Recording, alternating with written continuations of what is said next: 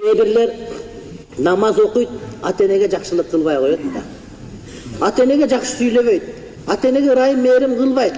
Кээ бир адамдар ата-эненин урматын жайына койбой коет. Ошон үчүн урматтуу бир туугандар, Аллахтын хифзи химаясында болуп, жаннатка киргиси келген адамдар ата-энесине мээримдүү болсун, кичипейил болсун. Ага айына берген 5000 сом менен бүтүп калды дебестен, анын көңүлүн алып, ага мээрим кылып, аны ыраазы кыл. Мына ошондо Кудай Таалам өзү сени хифзи химаясына алат. Атаң бар, ал да бир күн аманат. Энең бар, ал да бир күн аманат. Ата-энеси бар туруп бейишке кире албаган адам бейишке вообще кире албайт деп пайгамбарыбыз. Анткени ата-энесине жакшылык кылбаган башка бирөөгө жакшылык кылбайт, урматтуу бир тууган. Ошон үчүн ата-энесине жакшылык кылбастан аларга грубый, одоно мамиле кылгандар менен катташпаш керек. Ал эртең ойлоп калышы мүмкүн, анткени Кудай Таалам аны сактабайт.